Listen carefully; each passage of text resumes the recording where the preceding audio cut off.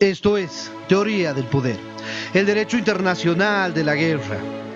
En la doctrina aparecen dos corrientes que tratan de analizar la guerra desde la óptica del derecho internacional.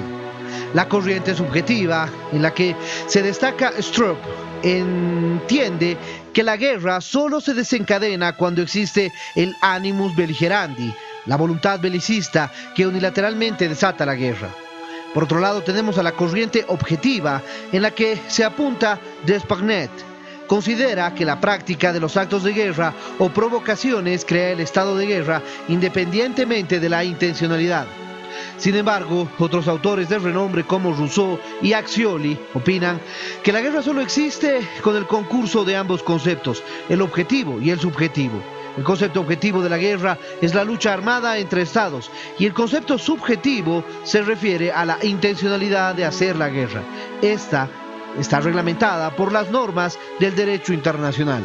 Esto es lo que veremos el día de hoy en Teoría del Poder.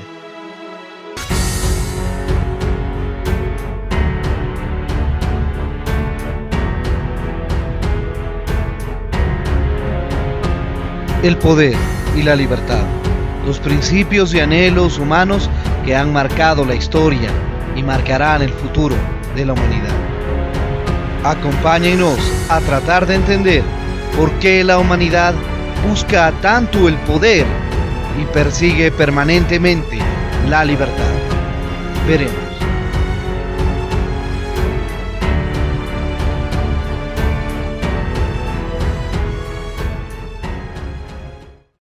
El caso de la Guerra Fría es un término acuñado por Winston Churchill poco después de la Segunda Guerra Mundial. Es una etapa intermedia entre la guerra y la paz. La frase Guerra Fría, sin embargo, tiene sus raíces en 1939, cuando se calificaba a un estado de las relaciones diplomáticas, en las palabras de Walter Lippmann, o un estado de espíritu, según Claude Delmas. La Guerra Fría es una lucha entre ideologías, entre dos bloques políticos, sociales y económicos, cuando no militares, el democrático capitalista y el socialista, como ya vimos al analizar la relación que tuvo la OTAN con el Pacto de Varsovia.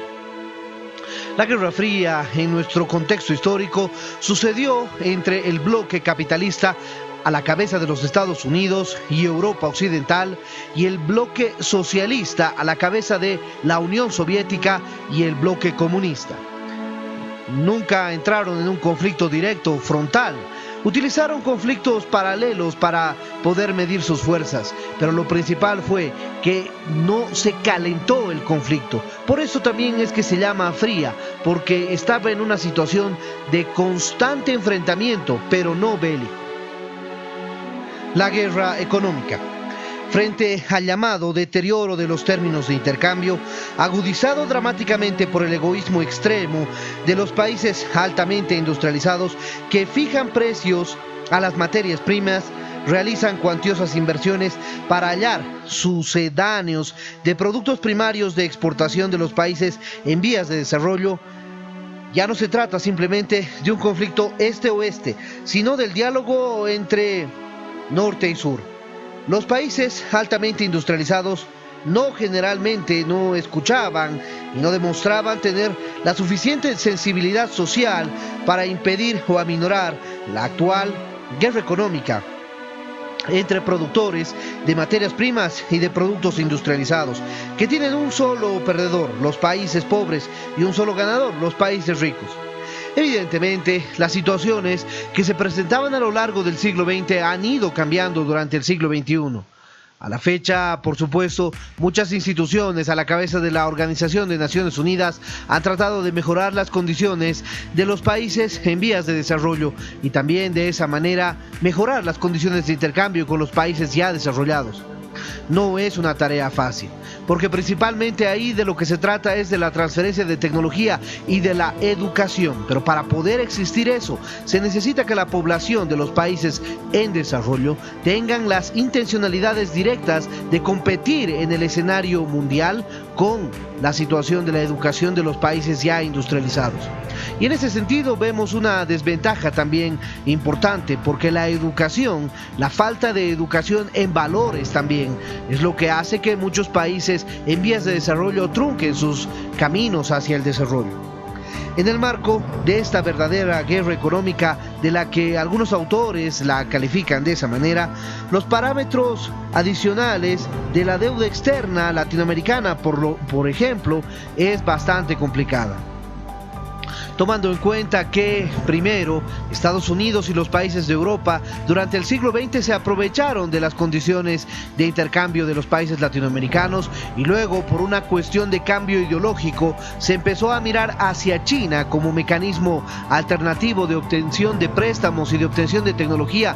Lamentablemente, China obtuvo el mismo trato y se convirtió en una potencia agresora, opresiva, egoísta de los países latinoamericanos. Muchos países tuvieron que firmar acuerdos leoninos de tratados de intercambio y también generándoles favoritismo a las inversiones chinas para que de esa manera en los países latinoamericanos se tenga acceso a los recursos económicos que China manejaba.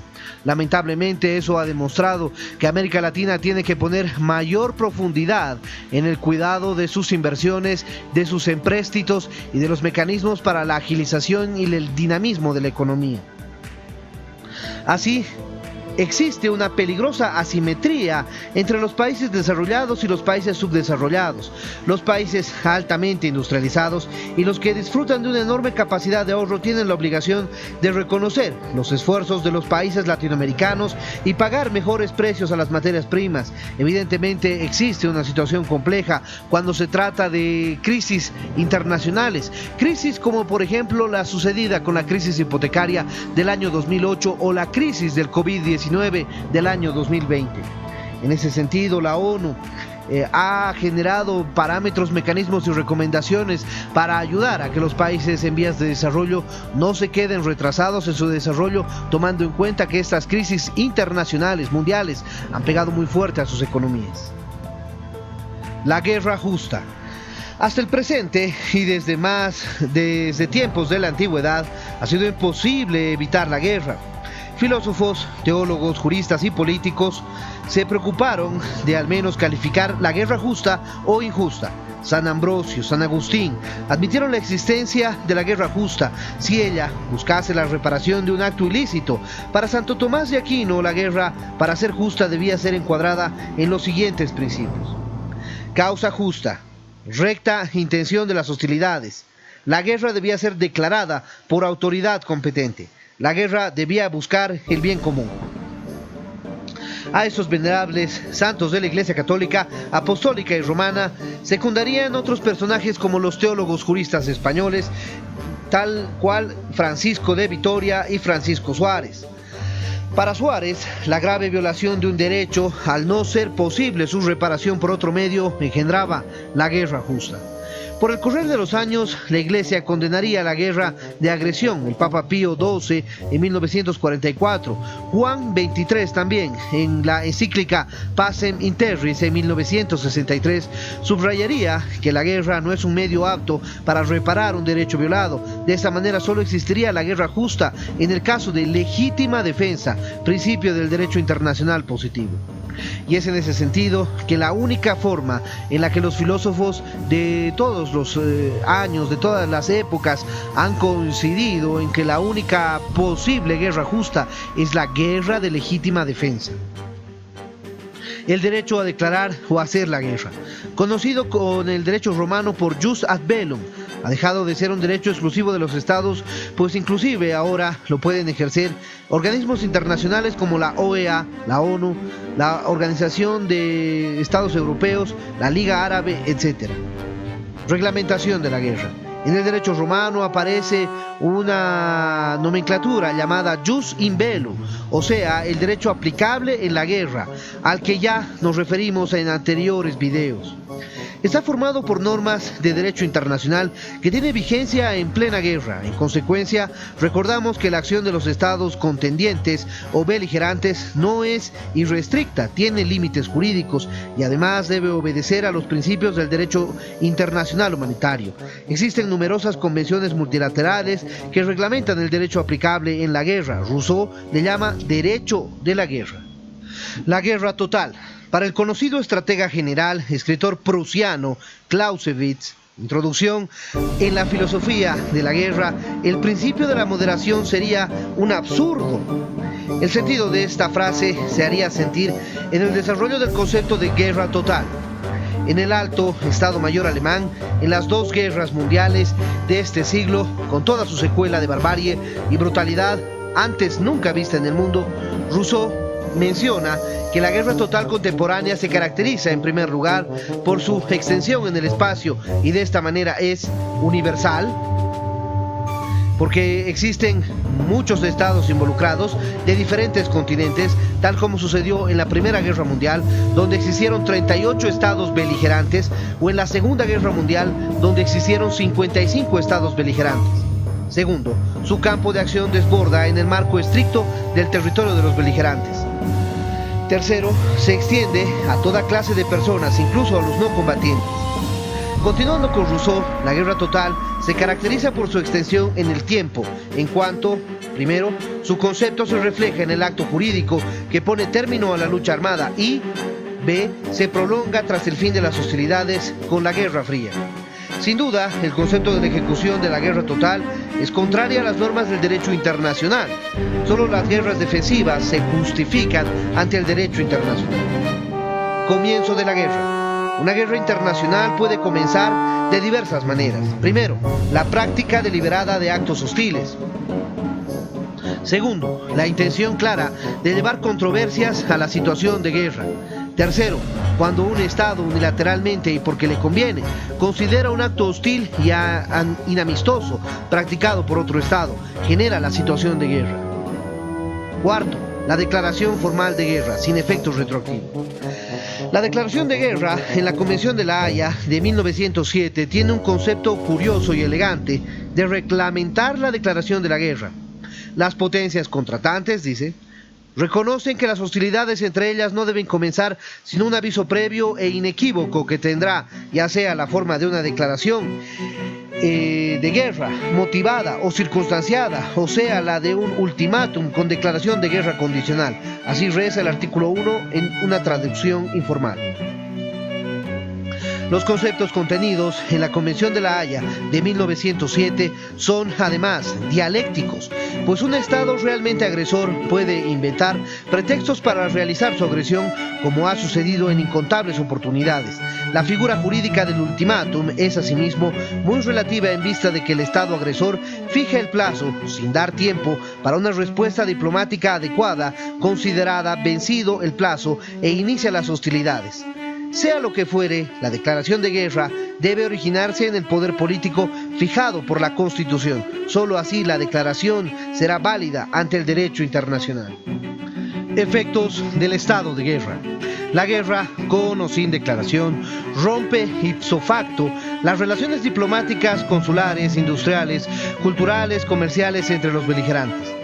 Sin embargo, puede presentarse el caso de que un tercer país neutral atienda los intereses de los estados contendientes. El estado de guerra afecta inclusive a los tratados que muchas veces terminan con la guerra. Modernamente, en la práctica internacional, se considera que no siempre los tratados terminan con la guerra. Por ejemplo, existen tratados específicos que precisamente se ponen en vigencia con la guerra y además existen cláusulas en tratados de navegación que pueden ser aplicadas en tiempos de guerra.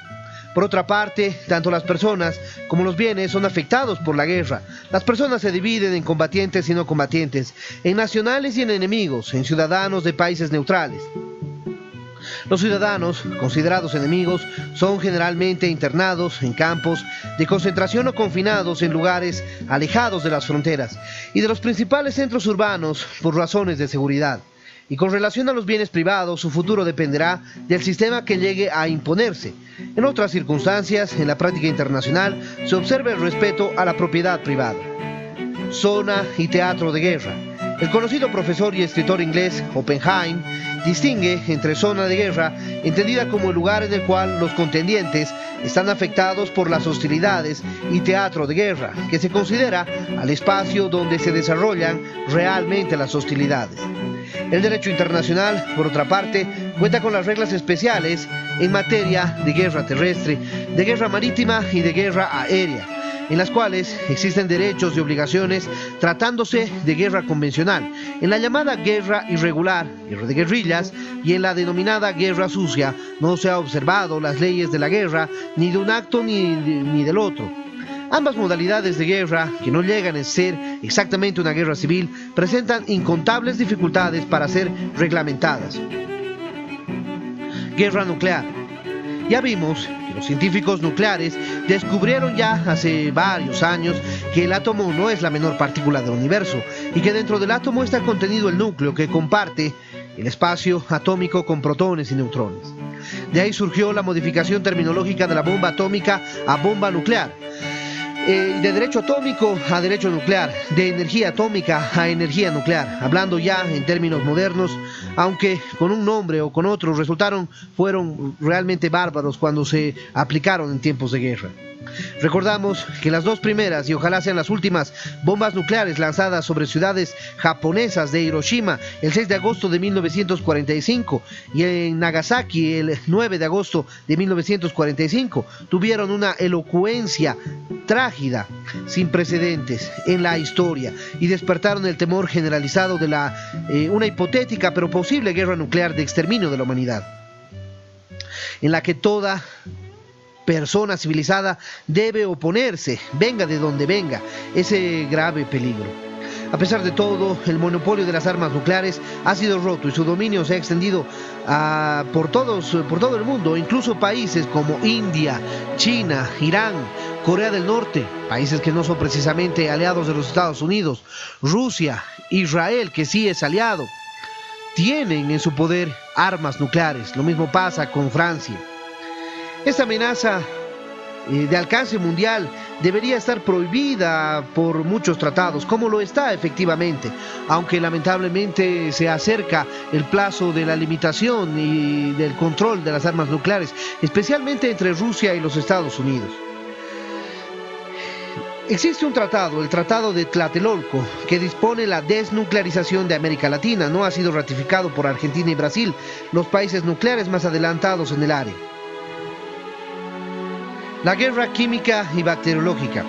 El derecho internacional humanitario, como ya vimos, prohíbe las armas que podrían ocasionar sufrimientos inútiles a los seres humanos. Entre dichas provisiones están numerosas armas químicas y bacteriológicas, llamadas en términos casi literarios armas bárbaras. La interdicción de armas químicas aparece por primera vez en la Conferencia de la Haya de 1899. Que condena los gases asfixiantes. El Tratado de Washington de 1922 prohíbe el empleo de gases asfixiantes, tóxicos o similares. A despecho de dicho tratado, el Imperio Alemán empleó gases asfixiantes en la Primera Guerra Mundial, de trágicas y espantosas reminiscencias. El empleo de veneno y de armas envenenadas está prohibido por la Convención de la Haya de 1907, que trata de leyes y usos de la guerra terrestre. Idéntica posición asumiría el Tratado de Versalles de 1919. La prohibición del uso de armas químicas y bacteriológicas aparece en el Protocolo de Ginebra de 1925, aunque en la práctica internacional se discute si los herbicidas de amplio espectro estarían afectados por dicha prohibición. El ejemplo más dramático lo hallamos en la guerra de Vietnam. Por ello, la respuesta debiera ser francamente positiva en razón de los estragos genéticos registrados al desequilibrio ecológico alarmante que provoca. La razón por la que las armas químicas, bacteriológicas y biológicas están prohibidas es porque no causan daño al enemigo, no causan daño a objetivos militares, causan daño a la población civil, generalmente a la población no combatiente, y lo único que causan es terror, no causan victorias militares. La prohibición de estos usos fue motivo de preocupación en 1932 en la Conferencia General del Desarme, asimismo por varias resoluciones de la Sociedad de Naciones antes de la Segunda Guerra Mundial. Con la creación de la ONU, este organismo mundial prohibió en 1972 la fabricación y perfeccionamiento de armas bacteriológicas o tóxicas y dispone una serie de medidas destinadas a la destrucción de dichas armas. El gas lacrimógeno no es considerado tóxico, razón por la que su empleo es indiscriminado en muchos países, incluso dentro de sus propias poblaciones para aplacar movilizaciones sociales. Otros casos parecidos son las llamadas bombas de napalm, que son gasolina gelatinosa, que sabemos que tuvieron terribles efectos en la guerra de Vietnam. La posición del derecho internacional público. Uno de los temas más delicados que debe tratar el derecho internacional sobre los temas enfocados en este video se refieren a la obligación de los países que no son parte de los tratados de cumplir la prohibición del uso de armas químicas y bacteriológicas. Opinamos que los tratados y convenciones que prohíben el uso de armas químicas y bacteriológicas reflejan la conciencia jurídica y civilizada de la humanidad, y por ello su vigencia tiene que ser general, habida cuenta de que el derecho internacional ha condenado reiteradamente la guerra química, bacteriológica y nuclear. La preocupación por el equilibrio ecológico es tan grave que en 1974 la Asamblea General de la ONU aprobó una convención que prohíbe el uso militar de técnicas de modificación del medio ambiente. Finalización de la guerra internacional. Generalmente, la guerra finaliza mediante alguna de las siguientes formas. A. Suscripción de un tratado de paz. B. Mediante la rendición incondicional de una de las partes. C. Por la debelatio, o sea, la destrucción total o parcial de las fuerzas armadas de uno de los beligerantes con la ocupación total o parcial del Estado vencido. D. Por el abandono de ambas partes en la lucha. Modernamente, cuando se suscribe un tratado de paz, que es la forma de reglamentar las nuevas relaciones que se establecen entre el vencedor y el vencido, suele incluirse una cláusula referente a las reparaciones de guerra o indemnizaciones de guerra que debe pagar el vencido, si lo hubiera. Tratados internacionales o leyes de guerra. Son numerosos los tratados internacionales o leyes de guerra que se han realizado en el mundo desde, por supuesto, el siglo XIX. El objetivo y la preocupación era tratar de hacer lo menos dañina posible una guerra. Y vamos a tratar de mencionar los más importantes. En 1856 se firmó la Declaración de París en Francia e Inglaterra y acordaron, entre otros, no incautar bienes enemigos en barcos neutrales ni bienes neutrales en barcos enemigos, así como la abolición de los permisos de corsario. En 1863 el Código Lieber o Instrucciones para los Ejércitos de los Estados Unidos de América, reconocido por México en 1873 y por Chile en 1879. En 1864, la primera Convención de Ginebra para la mejora de la condición de las Fuerzas Armadas, heridos y enfermos en campo de batalla. En 1868, la Declaración de San Petersburgo, prohibir el uso en tiempo de guerra de proyectiles explosivos de peso inferior a 400 gramos.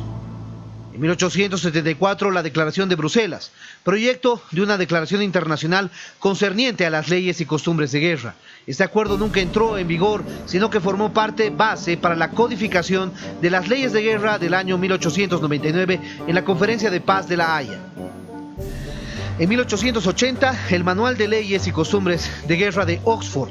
En una reunión en Ginebra en 1874, el Instituto de Derecho Internacional designó un comité para estudiar la Declaración de Bruselas de ese mismo año y presentar al Instituto su opinión y sus propuestas complementarias sobre el tema. El trabajo del Instituto llevó a la adopción del manual en el año 1880 y pasó a formar parte de la base para la codificación de las leyes de guerra en la Conferencia de Paz de La Haya en 1899.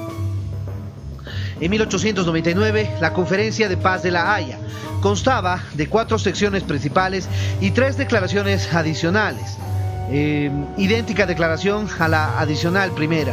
Aquí estábamos con temas como arreglo pacífico de controversias, leyes y costumbres de guerra terrestre, adaptación de la guerra marítima, prohibición del lanzamiento de proyectiles desde globos, declaración sobre el lanzamiento de proyectiles, sobre el uso de proyectiles cuyo objetivo sea la difusión de gases asfixiantes, sobre el uso de balas que se expanden aplastantemente fácilmente en el cuerpo humano. Todas esas situaciones fueron reglamentadas en la Conferencia de Paz de La Haya.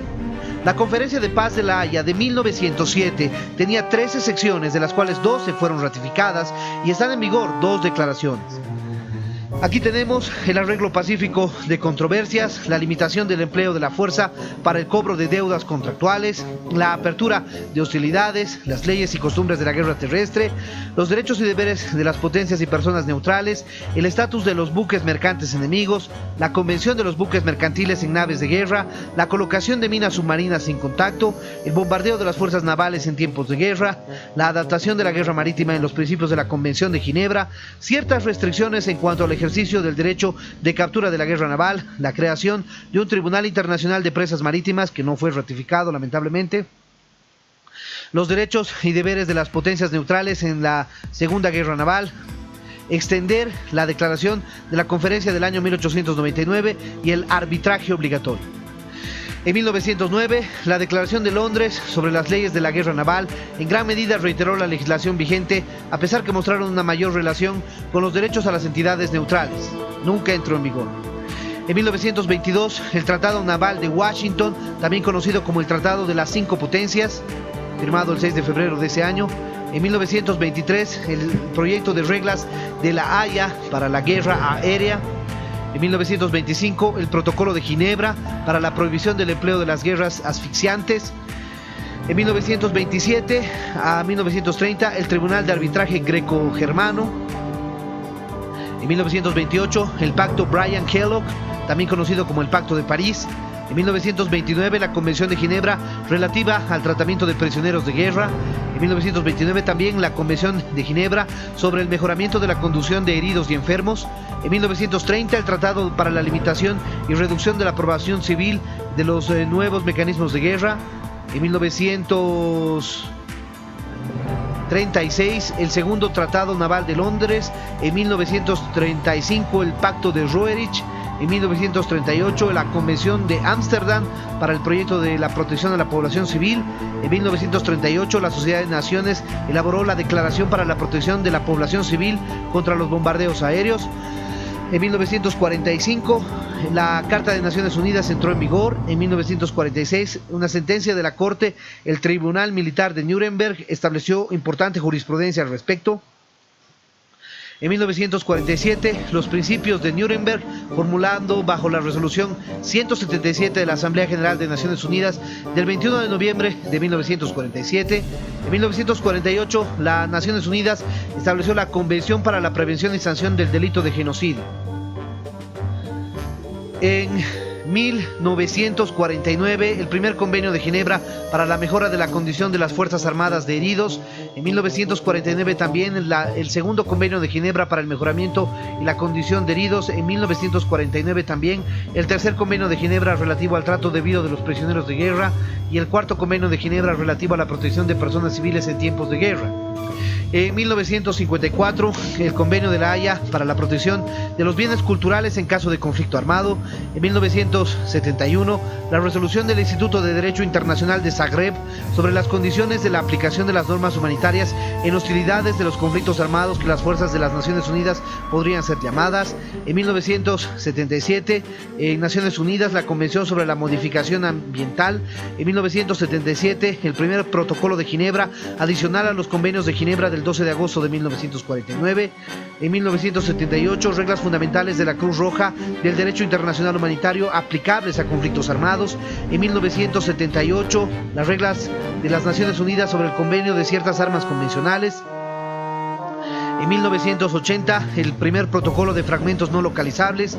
En 1980 también el segundo protocolo sobre prohibiciones y restricciones en el empleo de minas. En 1990, la Convención sobre la prohibición de minas antipersonales. En 1994, el Manual de San Remo sobre el derecho internacional aplicable a conflictos armados en el mar. En 1994, la Asamblea General sobre directrices para manuales militares e instrucciones sobre la protección al medio ambiente en tiempo de conflicto armado. En 1994, Naciones Unidas sobre la seguridad y el establecimiento del personal asociado de las Naciones Unidas. En 1996, la Convención y Opinión Consultiva de la Corte Internacional de Justicia sobre la legalidad de la amenaza de empleo de las armas nucleares. En 1997, la Convención sobre la prohibición de minas antipersonales de Ottawa.